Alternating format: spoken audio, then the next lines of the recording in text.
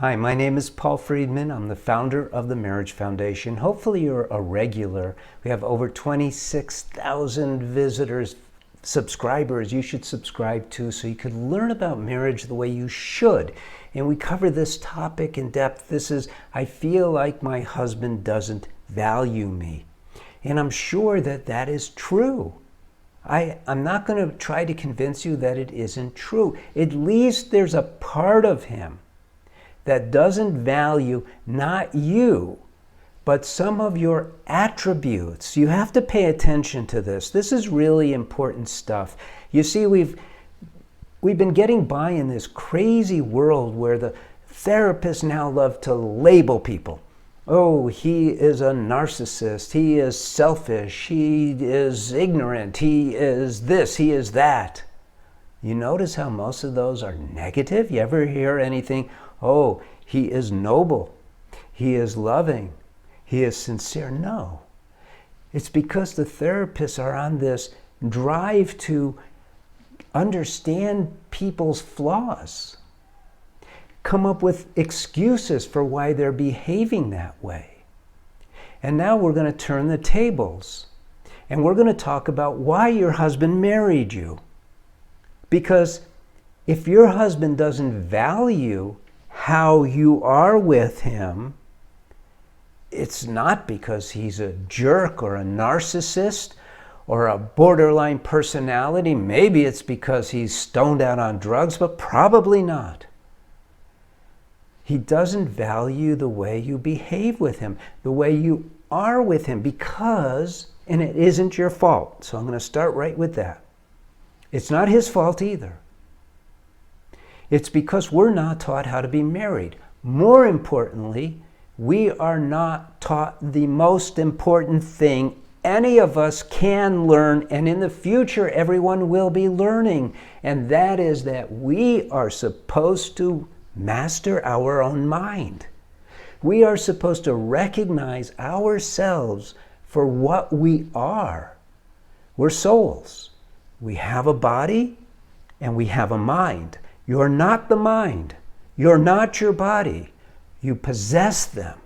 This is a very important distinction. And you're supposed to control what goes into your body, right? You're supposed to exercise it, maybe a little more than you do. You're supposed to maintain it. You're supposed to take care of it. And your mind is like a computer. It's supposed to serve you to operate in this creation. But you have turned all of your choices over to your habits, over to your thoughts, over to your feelings, over to your instincts. You're not in charge of your own mind. No one taught you. It's not your fault. Hear this. It is not your fault. I grew up the same way. When I was a divorce mediator over 20 years ago, I saw it all the time, and I didn't recognize it for what it was until I started to help people with their marriages. And then, for me, having a good marriage is a very simple binary choice. Are you going to do what's good, makes you happy, makes you feel love, or are you going to do what's stupid? Drag each other down, argue, be nitpicking, be argumentative. It's a choice. And when I worked with my very first couple, that's how I presented marriage. And then the husband came back. He said, wow, Paul, this stuff is great, but I can't do it. And so I prayed. I meditated.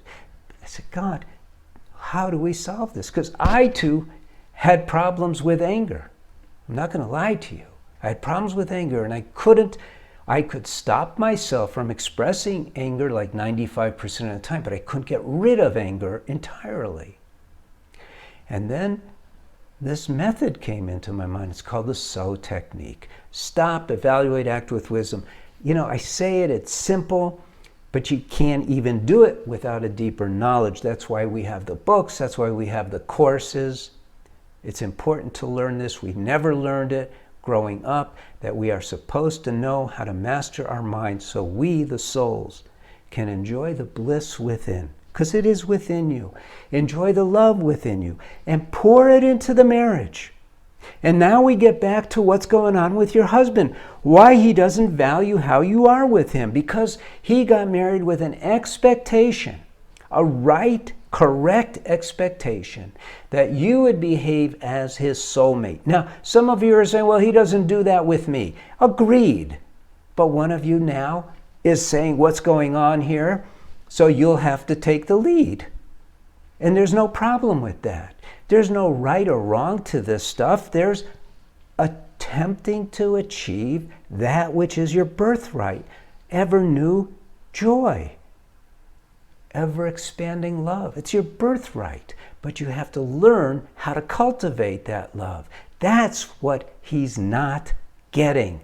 And so what he's not valuing, he's not valuing the other stuff. Maybe you do all the dishes. Maybe you're taking care of the kids. Maybe you also have a full-time job. And maybe you're even earning more than him. But it's not why he married you. He married you so he could experience unconditional love.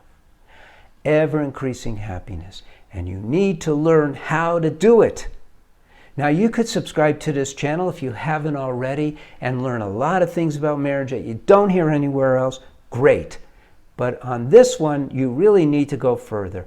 The books that I have are not enough. You need to take the course for women and speed up the whole process. Learn how to get out of the hole you've dug yourself into, not your fault that you have.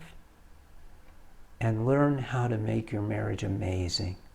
For yourself first. And for him, which will be a natural occurrence when you have learned how to feel that joy. I hope you liked this video. Now, for those of you who have been asking, yes, we're going to create a course online for becoming a TMF counselor. One of the most beautiful things you could ever become, and I want you to join us, especially if you're one of the many therapists who are watching these videos and learning. But it's not on our website yet. So let us know if you have an interest, and then we'll let you know when it's there so you could sign up. And it's going to be a lot cheaper if you pre-sign before it's finished being created. So definitely watch for it. Again, thank you. I'm Paul Friedman. I founded the Marriage Foundation. God bless you, and take care. Take care. All love.